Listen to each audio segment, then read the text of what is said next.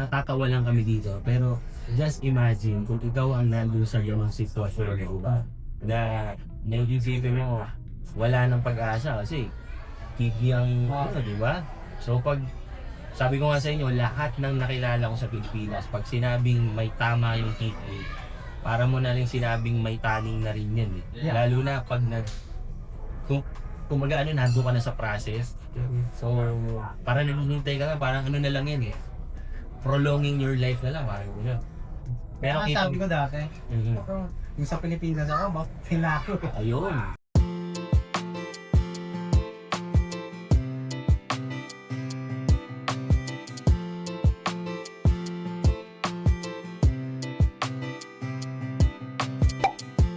Alright, hello guys. So welcome back. Sama natin si Roel ng Pumayas in Canada, Mark Surya ng Mark, ano ba ba? Kwento namin sa Canada. Kwento namin sa Canada. Congratulations pala kay Mark, no? 5, ano ba? 5,000. 5,000 subscribers. Salamat. Ganda, kita mo Thank you, naman thank guys. you. So, Mga ganun eh. Bakit? sobrang bilis ah. Ang talagang main na topic namin is si Roel, no? Kasi si Roel is galing ng Manitoba, Winnipeg, no? So from Winnipeg to BC, no? For ano ba? For good na ba yan, par? For good na. Sana. Ayun na go. Pero kasi guys, last time, di ba? Si Mark, ang topic namin noon is about sa IT, no? Pero ngayon, this is a very, very interesting topic kasi marami tayong naririnig dito sa Canada na tungkol sa healthcare, no? Na pangit naman daw yung ano dito, yung healthcare. So ngayon guys, merong personal experience si Roel when it comes to healthcare. Kaya nung una ko tong narinig sa kanya, I was amazed, no? Kasi nga, pag ito guys, naririnig natin sa Philippines, ang next na dun eh, kailan ang libing, no? Di ba? So nung narinig ko sa kanya to par, talagang sabi ko, uy, ang galing naman pala, no? Ikaw na magkwento, ano ba yung naging experience mo nun, no? Kasi ang pagkakasanda ko nun, dialysis muna, no? For 10 years. 10 years, guys. Dialysis. Lahat ng nakikilala ko sa Pilipinas, kapag sinabi mo nag-undergo ka ng ganong treatment, eh hindi natatagal, no? Pero ito nga si Noel, guys, 10 years. Yeah. Alive. 10 years guys, so parang yun, sagot lahat yun ng Canada nung 10 years. Yung ano, yung mga ginagamit mo sa Oh. dialysis. Pati machine. Machine. Machine, yung mga solution. Oo. Kasi pinili ko eh, yung PD, Oo. yung peritoneal. Oo. Kasi dalawa yan eh, merong yung hemo sa ospital. Mhm. Pero ngayon, meron na yung hemo sa pangbahay. Bago lang yun. Yun ang pagkakalam ko. Kaya ang pinili ko, yung peritoneal, PD. Kasi pwede ka mag-travel. Basta yung gamot mo, maidideliver doon sa lugar na pupuntahin. So hindi ka na talaga magpupunta doon sa parang ano, Hindi. Kasi clinic, parang gano'n. yung sa PD, dito ilalagay yung parang nakikita mo. Galing yun, no? Sa atin sa Pinas, di ba? Pupunta ka talaga sa clinic, di ba? Hemo yung hemo. Di mo ang tawag doon. Dialysis. Sa'yo hindi. Hindi, pinili ko yung ano, PD. Okay. Peritoneal. Oh, nice. And lahat yun, libre for the past 10 years. So, Yeah, ang libre lahat yung mga solution, di-deliver pa sa loob ng tabahay mo. di ba? Every month may delivery ka. Kasi box yun. For 4 months supply na yun. Ikaw mag-inventory kung ano yung orderin mo. Kasi nagbabago rin yung solution. Pero di-deliver na, libre yun, walang babago. Sa amin naman guys, wala pa namang severe, no? And thank you Lord, no? Pero kasi sa amin, ang first experience ko talaga niya is nung tinakbo ko yung aking daughter, no? Kasi alas 2 ng madaling araw, nag-chill, no? So, syempre kami panic, no? So, pagkarating namin sa hospital, ang bilis lang, no? So, yung mga nurses, siguro kasi, no? Iba yung tingin nila dito sa mga kids, no? So, sobrang urgent care talaga. And thankfully, wala namang something serious at wala rin kaming binayaran. Ikaw ba, Mark? Ano bang ano mo? So far, no? So far sa healthcare, Oo. yun na lang, Sa kahit healthcare. ano, Maverick. So, Si hindi ko na Maverick. si Maverick, di ba? Kasi siya na yung pinag-uusapan. Shoutout kay Maverick. Shout out. So, ano pa lang, nasa 28 weeks pa lang pregnant noon si Oo. wife, no? Nung nagkaroon siya ng pre-eclampsia. Oh. So, nung 28 weeks, na-diagnose na siya na may ganon, nasa hospital na siya for 2 weeks. Mhm. Kaso ika 30 weeks, nung talagang hindi na ano yung ano niya, vital sign na kailangan talagang deliver si Maverick in 30 Oo. weeks. 30 weeks. Deliver na siya. Ano siya, premature. Premature for 30 weeks. Oo. Oo. So pagkapanganak sa kanya, syempre cesarean, CS. CS, tapos nasa NICU pa siya for about a month and a half. Okay. Mhm. Then saka pa lang siya nung naka-uwi sa amin nung nasa ano na siya, ready to parang close to normal siya yung age. Right. Ang question doon, magkano? Ano yung parting lang, no? Parting lang talaga. Parking Oo. ang usapan, no? Hindi. Wala talagang binayaran. Oo. Kasi ako guys, I have 3 kids, no? Lahat yun cesarean guys. And lahat yun sa Pilipinas, no? So, minimum kasi hindi kasama sa healthcare yung doktor. Meron kasi mga ganun. So, sa Pilipinas, pag hindi cover yung doktor na nag-aasikaso sa'yo, kailangan mong bayaran. So, anesthesiologist at saka yung yung nagpaanak sa anak ko, mga 200,000. Yun yung panganay ko din, nagstay sa NICU for one week. Kasi low blood. No? So yun, so umabot kami mga nasa 250,000 for my eldest, no? So yun. So dito wala kayong binayaran. Ilang months ang ni Mrs. Parang Lydia. Ano siya, naka 1 year siya lang. And that's paid. Okay. Although hindi siya full, syempre, ano siya, 55%. But still, di ba? So, for 1 year, hindi ko lang sweldo, pero at least meron. Meron. More than half. So, ano pa hinintay nyo? Anak na kayo dito. Di ba? So Manuel, so 10 years ganun yung process. So after 10 years, anong nangyari? Yun, biglang tinawagan ako. So ano yun, merong waiting. Wait. Dati nasa university talaga ako. Oo. Nung 8 years, kaso nagka-problema yung sa lungs ko. Kasi siyempre sa tagal na siguro ng tinrip muna nila ako. Oo. Parang tinanggal muna ako. Pero hindi naman tanggal na babalik sa baba. Basta inalis ka muna sa waiting room kasi para yung mga mauna. So after 2 years ulit, bigla yung tinawagan ako January eh. February. Oo. Sabi sa akin, baka this coming summer na bago mag-summer. Si Miss nagbakasyon niya. Kasi wala pa eh. Hindi ako, hindi lang ako. Bigla na natin tinawagan yung doktor ko yun. Pumunta ka dito sa hospital ng ganitong araw, Sabado. Dalhin mo yung mga gamot mo, lahat. Pag linggo, wala kang kakainin. Kasi Lunes. Linggo na pala yung offer natin nun. So ano lang, ilang araw lang. So pagkatawag siya ng Sabado, Lunes. Tapos na yung linggo ng gabi. Yes, Linggo ng gabi. And that is for the kidney transplant. Transplant. Just imagine that. So 8 years waiting. 8 years bago ma-pending na. Pending plus 2 years. So 10 years ang waiting. So alam mo kung sino yung nag-donate? Hindi. Private yun niya. Hindi pwede yan. Reduce lang. Mali mo, galing sa baboy pa na. Pero di ba? 10 years waiting yan. So, kailan yun? Anong year yun pa? Anong nanaw ko? 2015. 2015. So, parang more than 10 years na. Ayos naman. Wala kang Okay na, babag na sa trabaho. Grabe, So, nakapag-vaccine na nga. Diba? So, this coming July, babalik na si Parwell sa trabaho. So all good naman par, wala kang na naman.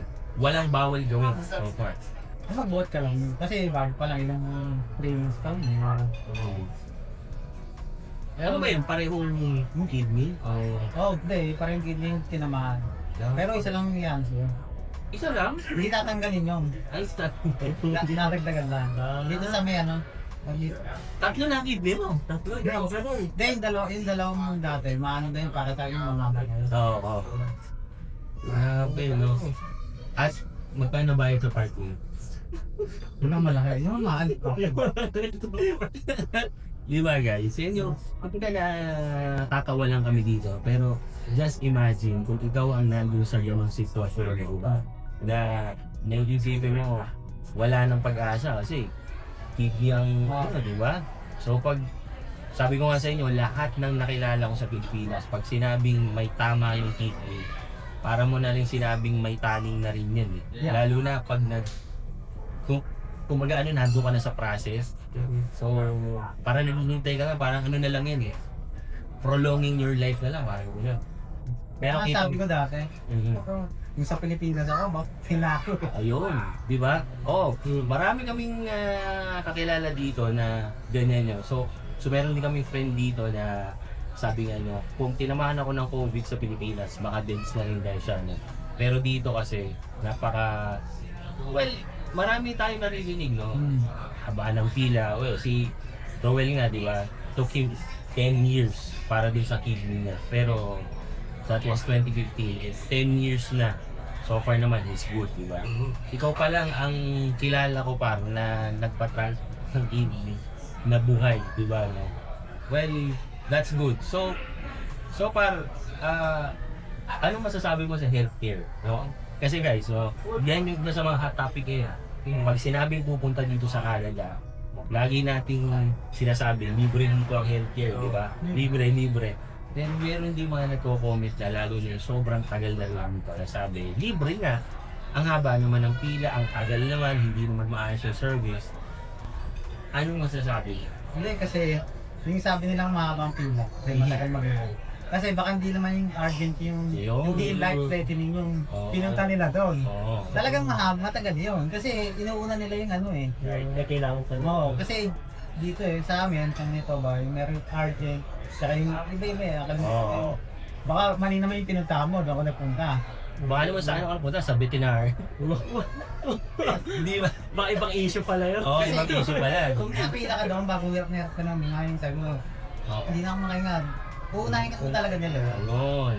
So yun, kasi ako guys, wala pa akong ganong experience. Hindi ko alam kay Mark. Pero kasi kami, yung pa lang so far.